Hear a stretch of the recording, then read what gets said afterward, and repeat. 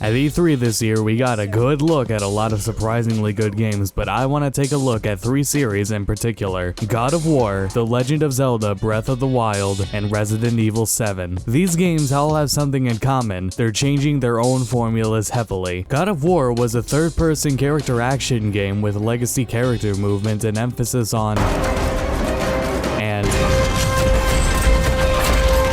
But at E3, what we saw was God of War was not anything like that. It was slower and it was controlled. The camera is awkwardly close and Kratos was strafing. With Zelda, this is the first game in the series that is more open world. Like, Zelda's always been open world, but it's had clearly set paths for you to go on in them. In Breath of the Wild, we see that the beginning of the game is literally Link, which by the way, his name now is Link. There's no choice in changing that. Wakes up as per usual in some chamber fountain thing. There's some Skyward Sword elements like upgrading clearly exist and stamina, but some other changes that include different weapons such as spears and axes and different armor, and apparently some survival mechanics. In the bottom right, we can even see the amount of noise Link is making and his body temperature. Now with Resident Evil 7, Capcom has officially stated that the demo is standalone. However, the game is going to be in first person with a character much different than the past series protagonists. Right now, this one is the most vaguely different. I want to bring this up because these kinds of changes are really cool to see. They're trying to refresh these series just so people can't really say,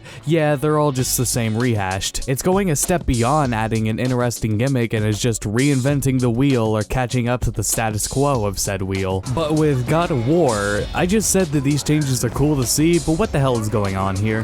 Why would Kratos ever strafe at a moderate pace? This close third-person camera is pretty modern, but this is God of War. God of War is like...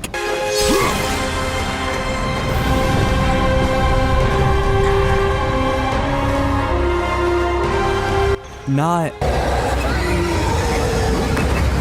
I'd be fine with this if they at least backed out the camera for fighting sequences or offered an all-range mode kind of deal with enemy segments. I feel what they're trying to do is make the game appear to have matured, like giving Kratos new face and the attitude and the fact that it's just called God of War. Like they want the game to appear less ludicrous than before, which is fucking dumb. The mixture of themes and mechanics here might not really end up working out, but we've gotta wait and see. Now Zelda is an interesting case. Zelda pioneered many of the mechanics itself in the genre of many games that people immediately associate the new game with. I don't know how you could say this game looks like Skyrim without also saying it looks like every survival game and open world fantasy game. Why did Skyrim get singled out? Like, you have more grounds to say it's more like Dark Souls because of bonfires being a mechanic than Skyrim. I don't know. Really, this isn't a big deal because we can't deny that these changes and additions aren't really good and appear to be working well. What I personally like is how Zelda puzzle problem solving has worked pretty well into a lot of the open world and into the shrines, which are just mini dungeons, which there are over 100 of these in the game. I was really worried that this game will be behind on RPG action game mechanics as of 2016, but after seeing this gameplay, I feel it's actually inventing its own mechanics. So basically, this game's either going to be the greatest Zelda game of all time, or it's going to be the precursor to the greatest Zelda game of all time. Now about Resident Evil 7. I've never played Resident Evil games besides the PS1 ones when I was ridiculously young, which you can imagine why I remember them, but the format of the series seems to be to change things up every couple of iterations, going from fixed camera position to third person now to first person. As of right now, first person horror is what works. Unfortunately, it's very unsure how this game's going to play out with how much it's appeared to change, especially since we haven't seen any of the actual game. It's just a standalone demo based off of VR tech demo. If there's anything to take away from all this, it's that sometimes change isn't that necessary, but other times, please, for the love of God, change.